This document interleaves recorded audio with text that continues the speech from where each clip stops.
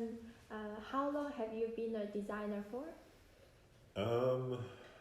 This is my 15th year since graduating. I graduated in 2004. 15 years. Crazy. What was the interest point into the starting a business? What is the design philosophy of your business?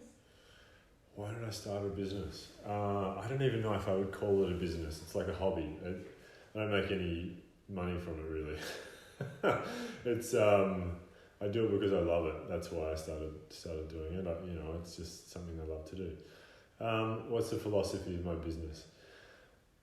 It's sort of evolved over the years. I started off, and I'm still very interested in sustainability. So I started off doing a lot of projects that were about adaptive reuse and about finding different methods for designing sustainable objects. So things that had either like a kind of quantifiable, smaller environmental footprint at first, but then I started developing these projects that were about connecting users with artifacts in a way that would mean that the object lasted for longer in their life, that it was less likely to be thrown away. It was about generating things with longevity that would be a lasting part of a person's life. So I did a whole bunch of projects on that, and I guess the work that I'm doing now is still very much connected to that. So the projects that I work on are focused on what I see to be these culturally important stories. And the idea of imbuing an object with story in the first place is so that the person that connects with it, whether they be a person that buys it or just sees it in a museum or in an exhibition, or in a publication, but that they might connect with that idea, and that object, if they do buy it, becomes a really important part of their life, because it's not just this functional thing that serves a purpose, but it's this object that has, as part of its design and as part of the way that it's used and interacted with, this very deep and important, hopefully, story that means that the individual connects with it on this deeper level. And then most recently, I've kind of taken that on another tangent again, and my work is about narrative, but it's about communicating, I guess, kind of marginal narratives. So narratives that most people don't hear about or know about, but that are significant in my work, that are significant to our national identity, the idea of who we are, or different types of identity, but for the most part, my work's been on national identity. And these stories are often Indigenous Australian stories, or stories that focus on other marginal cultures or peoples that have contributed massively to the generation of a kind of national ethos or national identity, but are often not recognised for it, or are often not part of the mainstream narratives, those commonly understood narratives that are really connected to Australian identity or kind of contemporary ideas of who we are and the things that have built the place that we live. That's it really. How do you organize your work schedule? Can you please describe your creative process for us, and what steps do you take when you are working through a project? How do I organize my work schedule? I try to be as organized as I can be. I mean, I'm naturally a pretty organized person, I think, but it kind of gets to the point where I have too much to do, and it's very hard to be super strategic in my organization. So I end up just doing the thing that's most pressing. So today, we have a colleague of mine and I have a course. We're writing a course, and it's due this afternoon. So we're working on it today because it's due this afternoon. And there are hundreds of other things that he and I should both be doing, that we work on incrementally. But when there's a deadline, we have to just drop everything and make sure that the deadline gets done. So I try really hard to be organised. Like, I have an exhibition that's opening in March in Melbourne, and I've been working very incrementally in a very planned way toward that, because I really hate working at the last minute, especially on making things, to have the time to do things properly is really important, and to perfect methods. So I've just been working at it. I plan a long way out. I think I started talking about that exhibition, started designing for it with my collaborator Johnny Naguda maybe a year and a half before the exhibition, and we just walk at it very slowly, methodically, working from one piece to the next, so that we design and make a piece, it gets created and put away, and then we work on the next piece, realistically I'm working on kind of 4 or 5 pieces all at once, but there are different stages. So planning things from a long way out. What was the second section of that question? It was about... The second question is, can you please describe your creative process for us? A creative process, okay. So it is quite organised actually, or at least the way I rationalise it. So it almost always starts with research. Some research into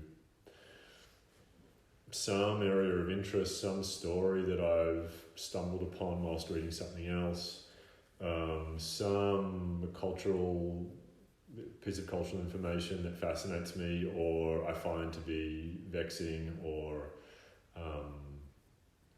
so often they're things that I think are sort of unjust in some way or another, stories that I think should be told but aren't. But anyway, lots of reading and research into a particular area of investigation. And then is the kind of transformation of that story into physical form. That bit's kind of harder to describe. I think a lot of that is intuitive. But essentially, if I was to sum it up, I try to embody different characteristics of a story or aspects of a story. Sometimes it's people, sometimes it's places, sometimes it's elements of culture. But I try to embody elements of the story as physical characteristics of objects.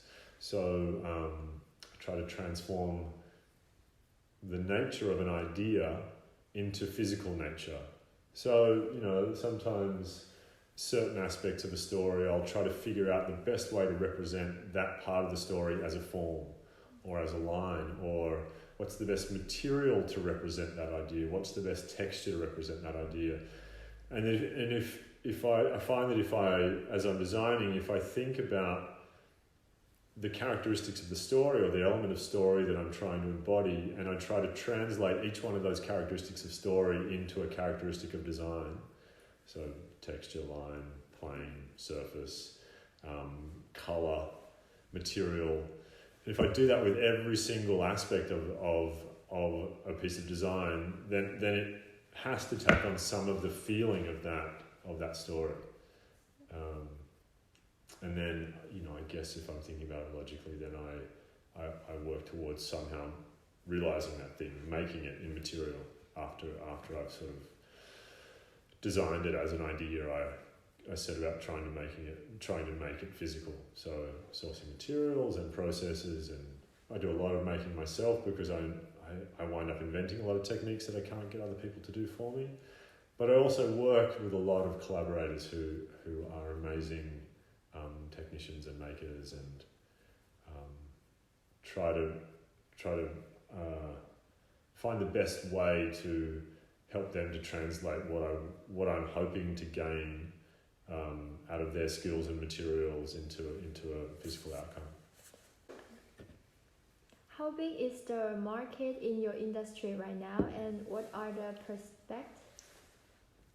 What are the prospects? Prospects? Yeah. Got it, okay. The market, I would say, in Australia is very small.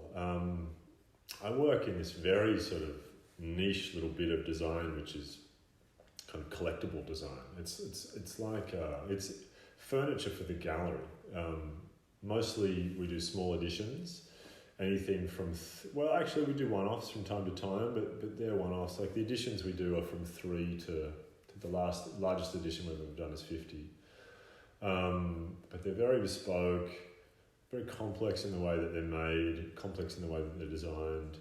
They're not mass-consumed items. The last collection that we did 3 of each piece.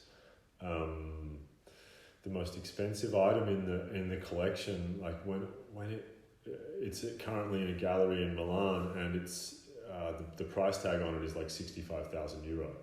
So it's like 90,000 Australian dollars, which seems like a stupid amount of money. It's a wardrobe, to pay for a wardrobe, but the amount of work that's involved in making that in making that piece, and the materials that are involved, it's just what it ends up costing. And the labour that's involved is expensive. So the market is very small. There are not many people who can afford to pay that amount of money for a piece of furniture. But luckily I work with galleries and with I guess the sort of manufacturers or design houses that have access to those few who can afford those things. And more importantly, those things end up in some instances being acquired by institutions, national museums and things like that. We just had a couple of pieces acquired by the National Gallery of Victoria. And that's where I'd like to see more of that work going, because it means that the average person has access to the work. When it's in an exhibition on a particular theme, your average person can go and see it in the museum. It's not just in some really rich person's house. I have sort of my reservations about just selling things to rich people, but unfortunately, with the complexity of the work that I'm making and the material and the amount of labour that's involved, that's just where that work ends up. And prospects. The prospects for this industry, I mean, it's a growing part of the industry. It's more and more popular every year. There are more and more fairs and salons internationally showing this kind of work.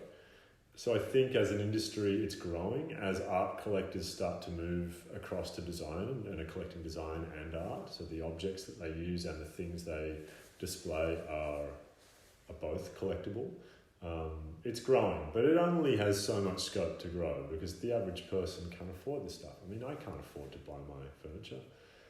Everything I have in here is either a prototype that didn't work or something that for some reason didn't sell, or something that I've swapped to a friend or something. I don't own any of my furniture. It's by the time I finish making it, I have to sell it. So the segment of the market will always be small.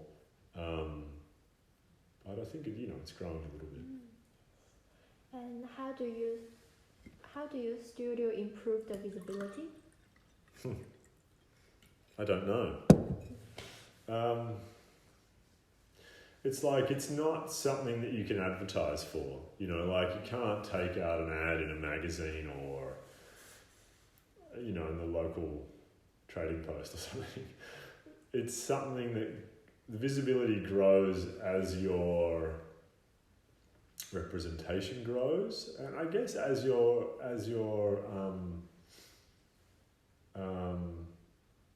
reputation grows. So over the years, I've just worked on as many projects as I can.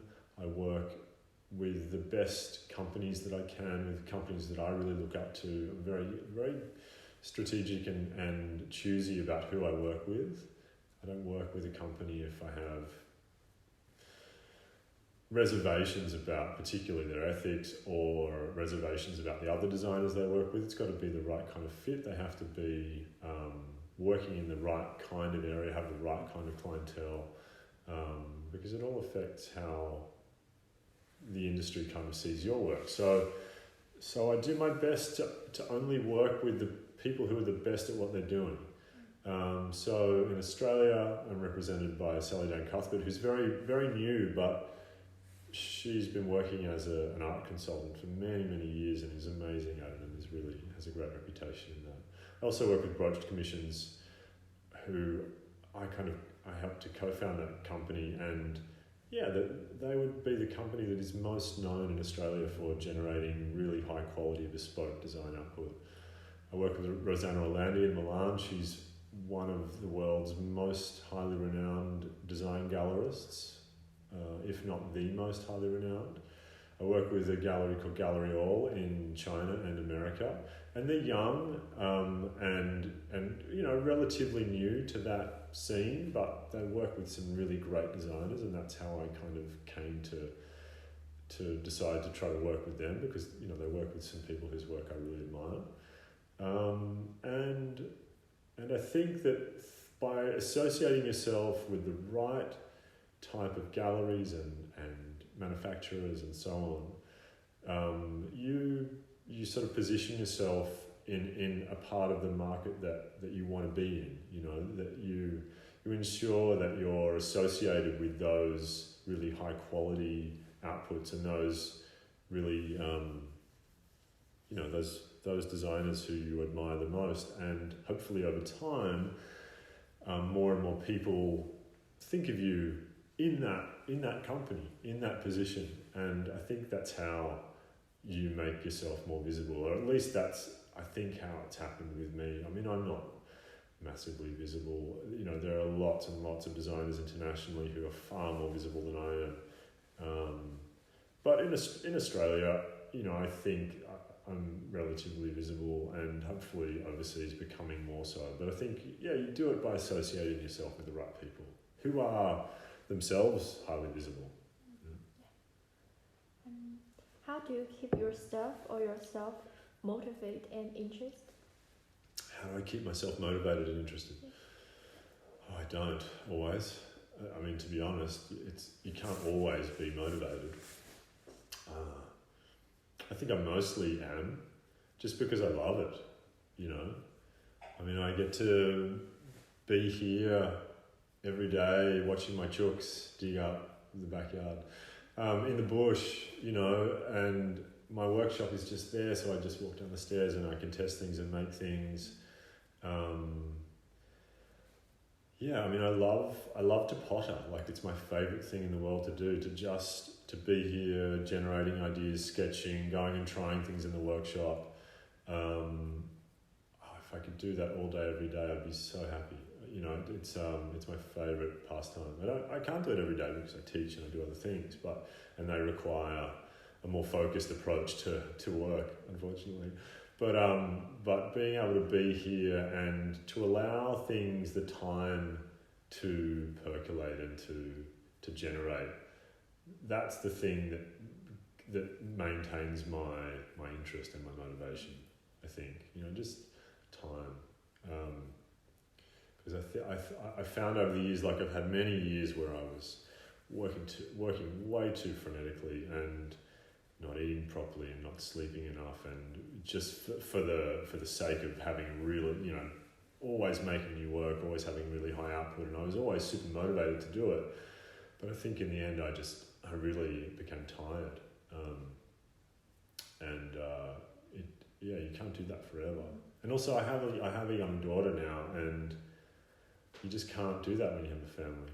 Like, I have to be in the house at 6 o'clock so that we can have dinner and do the bath time thing and read books and be part of the family, and that is 100, like, that is my priority. That's where I'd rather be than anywhere else. So I think that has helped me to kind of better manage my time, and it also provides inspiration and motivation in itself. And what are the biggest challenge facing your company today, and what are the strategies for meeting the challenge? Biggest challenge? I think the biggest challenge at the moment is, it's finishing this exhibition that we're working on that opens in March, but it's also the last exhibition that I worked on was was a success, I think. It was quite successful in that, in the however many years, I guess it's been 3 years or so since it launched, we sold quite a lot of that work, more than I probably ever have before. So I don't know, I think of it as being a success. I don't know whether other people do or not with that, But I guess my challenge now, or the challenge that Johnny Nuggeter and I are working toward now, is trying to make sure that this next exhibition will be a success too, because you're kind of only as good as your last exhibition in this game. And I'd like to ensure that it's as well received critically, but also, you know, it would be nice if we sold as much work, because it sort of takes pressure off other areas, and also means that I can dedicate more time to designing. So that would be a nice thing, and yeah, a challenge. I mean, I don't generally haven't historically placed that much pressure on the kind of financial side of what I do, because it's so fickle and difficult to predict.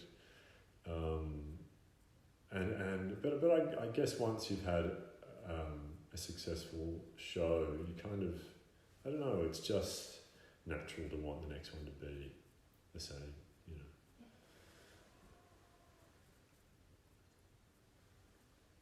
How do you think about the issue of the intellectual property? Australian intellectual property laws are terrible.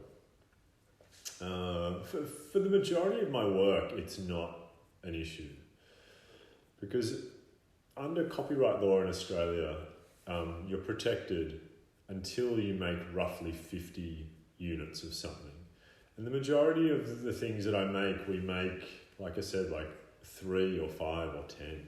So we're well protected by copyright law, and no one can copy those things. Or if they did, you know, we could take legal action. But for mass-produced things, of which I don't do that much, you know, there's this armchair here, and there's a sun lounge down on the deck outside, which are part of a collection called Tidal for a Melbourne-based company called Tate. And it's mass-produced, and they've definitely made more than 50 of each piece in that collection, I would say, by now. So it is no longer covered by Australian copyright law, and there are no patents out on that work. So it can legally be copied in Australia, really. I mean, it's not ethical, and if it did happen, and I know I have some friends whose work has been copied, the industry comes down really hard on it. You know, like we all rally together and are very critical of people copying other people's work. But we have no legal, we have no way of pursuing it legally. So it's a real problem, and it's something that a lot of my friends and that I've been involved in lobbying against this. Like I've done a bunch of public speaking on panels for the Australian Design Alliance, who are an organisation who are trying to lobby government in order to get them to change, and to change these laws, to change our intellectual property laws. But so far, that hasn't happened. But yeah, it's a real problem, and it's something that needs to change, because, there's no incentive for people to design, to innovate in design if their work can be copied. You know, we need to be able to protect ourselves in order to make a living from what we do. Trust me, it's difficult enough to make a living from design in Australia as it is, but if your work's being copied and sold by someone else, then it just makes it even more difficult. And you know, when you go into stores like Matt Blatt and see your heroes from around the world, some young, some dead, but some still very much still alive and young, their work being copied, and these people making money from their ingenious, you know, from their ingenuity, from their ability as a designer, and their time and their toil and their years of investment in some instances. Yeah, I don't know, that just makes me a bit angry. Do you have any hobbies after work, and how do you constantly improve yourself? Any hobbies? I mean, I don't really have hobbies anymore. You know, I have a 2.5-year-old daughter, so she takes up all the time I have when I'm not here. But my work, I kind of see my work as a hobby. I love it. You know, it's what I would do. It's, you know, anyway, it's not. Yeah, I think it's a hobby. I mean, I cycle, but mainly for transport. I spend time with friends and eat nice food, and, you know, travel. I love to travel. I'm feeling guilty about my transport miles. But yeah, I don't know. I don't really have. I like to garden. Like, I have a veggie garden that I like to spend time in. Like to feed the chooks. But yeah, I don't have really any hobbies, I don't think. What was the second part of that question? Second is, how do you constantly improve yourself? Oh, I don't know that I necessarily do. Do you mean as a designer? Yes. I think it just happens. I think you just get better with practice. You know, like I try to ensure that each new project is a challenge, you know, that I'm not covering the same ground, that I'm not using the same techniques, that I'm not using the same research, that each new project is something new and something challenging. And I think that makes me better with each project. But other than that, I think it's just, you know, you get better with time. The more you do something, the better you get. So try to make sure that I spend as much time as I can exercising all of those designing muscles, you know, like the sketching and the making and the, you know, the crafting, reading and sort of poetic interpretation of information, all those things. I try to make sure that I do them as regularly as possible so that I'm always improving those abilities, I suppose. But I don't do training or anything like that to better myself.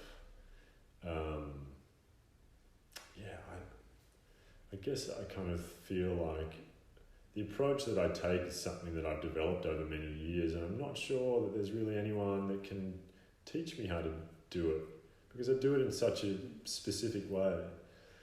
But actually, in saying that, I mean, one thing that I do to continually improve myself is I try every year or every second year to go to Italy and work with a company there. They're called Edra, and they're like my favourite company.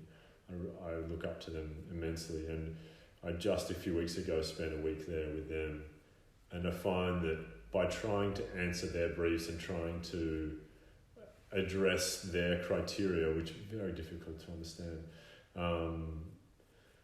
then every time I go, I feel like I get better. Every time I go, I feel like I'm getting closer, that my process is getting stronger, that the design work I'm doing for them is getting stronger, and I feel like being part of that highly critical environment is a really difficult but important part of improvement. Yeah. What do you think of the relationship between the entrepreneurship and learn in college? Can you please give some advice to the young people? Entrepreneurship and what I learned at university, the relationship between the two, is that the question? The relationship between the entrepreneurs and learning in college? Yeah. And learning in college? Yeah. Okay. I don't think of myself as an entrepreneur. I think if I were an entrepreneur, I'd be the worst entrepreneur in history. Like, entrepreneurs make business decisions in order to make money, right? And every decision that I've ever made as a designer has almost nothing to do with money. I mean, I have to be able to eat, but if I were wanting to make money from design, I would be designing highly commercial, mass-produced objects that could be made in the thousands, and that would provide far more income than the model that I use. I mean, I work the way that I work because I really love really rich, deeply kind of complex narrative design. I really love practitioners who can embody something that's not tangible, some story or some component of culture into an artifact, some beautiful piece of poetry.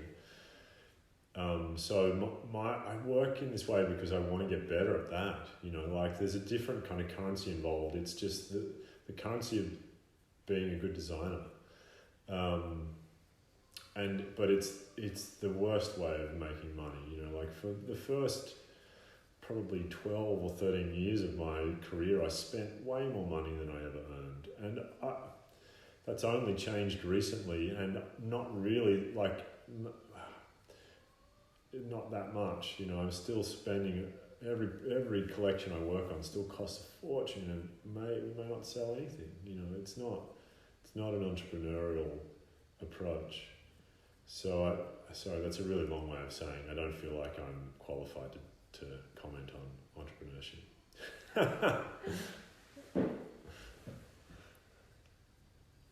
Can you give any advice to the young people to become a designer? Advice. Just do what you love.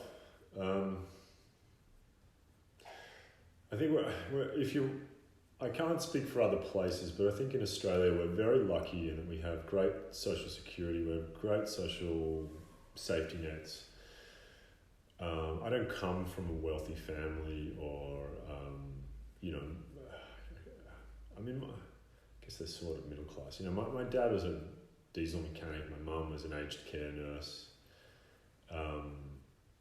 But we're lucky that I live in a country where they didn't have to pay for me to go to university. They didn't have to pay for me to survive throughout the hard times of my career because there's so much opportunity here. We can go to university and pay for it later.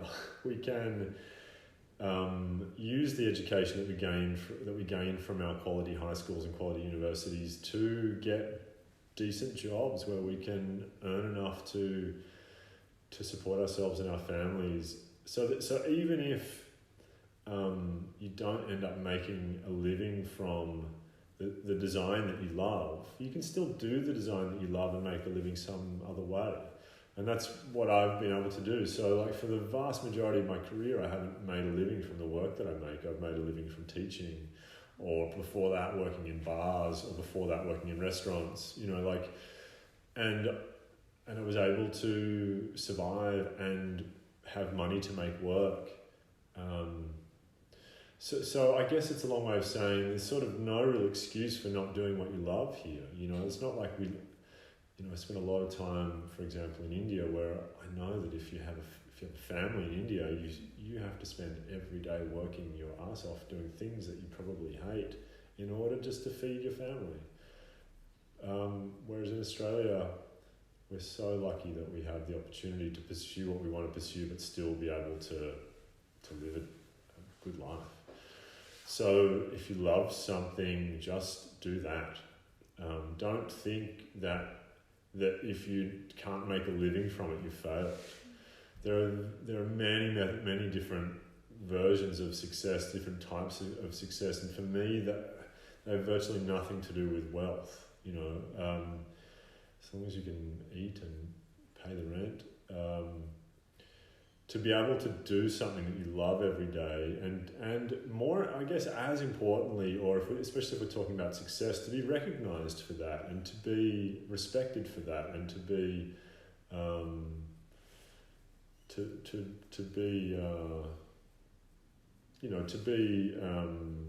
to be generating output that is contributing to the development of your industry, or that's innovating in your area.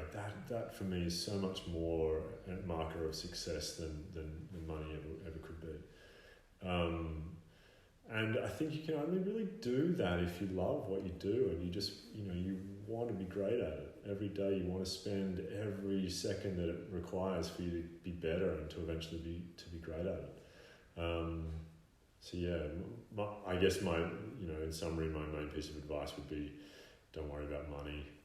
At least if you live and work in Australia, you're never going to starve, and you should really try and spend your life doing what you love, and the rest will sort itself out. Great. Yeah. And thank you for helping us for the interview and No, it's a pleasure. complete all the questions. Yeah.